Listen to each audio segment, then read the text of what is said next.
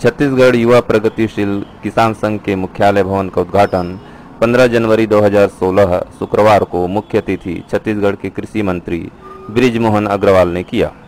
बृजमोहन अग्रवाल ने इस तरह के संगठनों की छत्तीसगढ़ में आवश्यकता पर जोर देते हुए कहा कि किसान भाइयों की समस्याओं को इस एसी भवन में सुलझाने के लिए जो यह प्रयास किया है वह प्रशंसनीय है।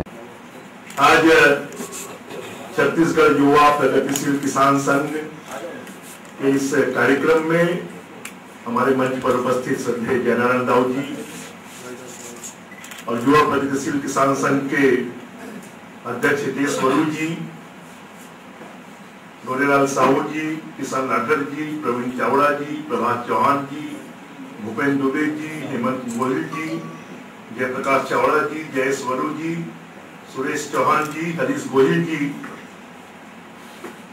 और विशेष रूप से यहाँ उपस्थित विमल चावड़ा जी, जिन्होंने पूरे देश में हमारे छत्तीसगढ़ का नाम किया है,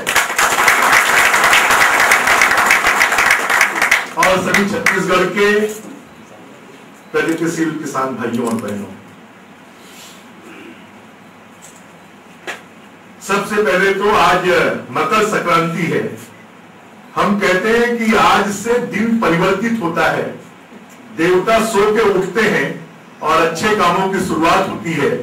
इस अवसर पर माननीय मंत्री बृजमोहन अग्रवाल ने छत्तीसगढ़ युवा प्रगतिशील किसान संघ के वेबसाइट को लॉन्च किया।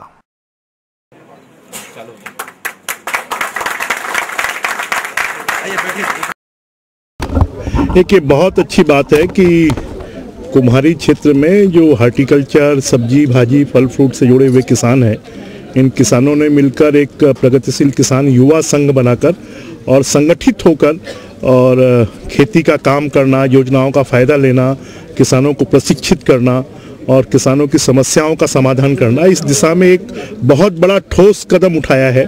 और मुझे लगता है कि निश्चित रूप से इस प्रकार के अगर हमारे छत्तीसगढ़ के हर एरिए में इस प्रकार का काम शुरू हो जाए तो छत्तीसगढ़ के किसानों के जीवन में और बड़ा बदलाव आ सकता है और उनके जीवन में अच्छी खुशहाली आ सकती है और उनकी आर्थिक स्थिति भी बहुत बेहतर बन सकती है। बहुत सारी योजनाएं हैं, लगातार हम किसानों को प्रशिक्षित देते हैं। अभी छत्तीसगढ़ के पिछले 50 सालों में सबसे बड़ा किसान मेला हुआ और वो किसान मेला मैं सोचता हूँ छत्तीसगढ़ के लिए एक हिस्टोरिकल और एक मील का पत्थर था कि जिसमें किसानों को 50,000 किसान 3 दिनों में आए और उन्होंने नई नई तकनीकियाँ, नई नई विधियाँ और पहली बार शायद देश के किसी कृषि मेले में किसान पाठशाला भी, जिसमें रोज़ 5,000 किसानों को उनके प्रश्नों के उत्तर दिए गए, समस्याओं का समाधान किया गया।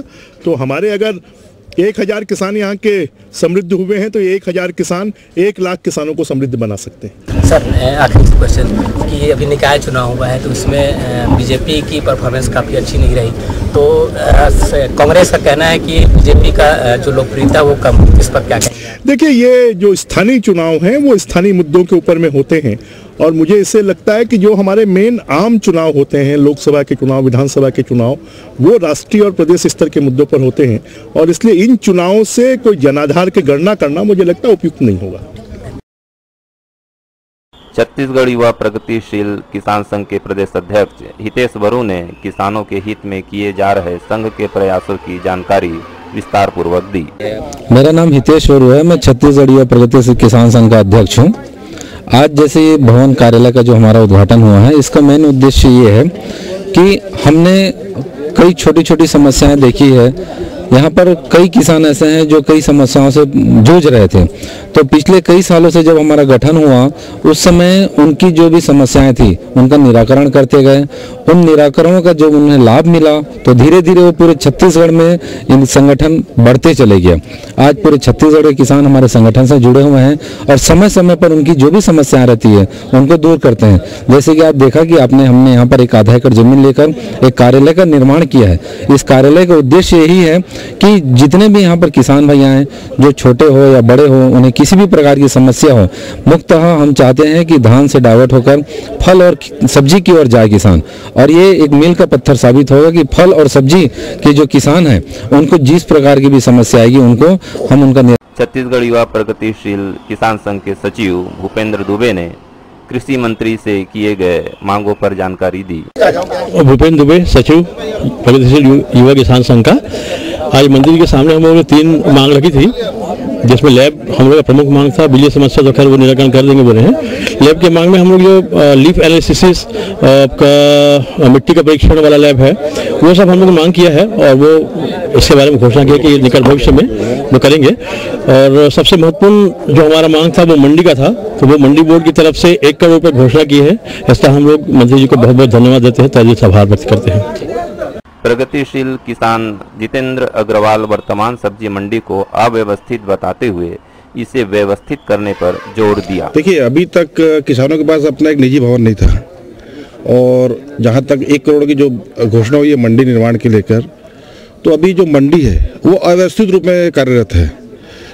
मंडी में जो बेसिक सुविधाएं होनी चाहिए, मूलभूत सुविधाएं जो होनी चाहिए वो नहीं है। कोई दुकानें नहीं है ठीक से, रोड रास्ते की भारी अव्यवस्था है।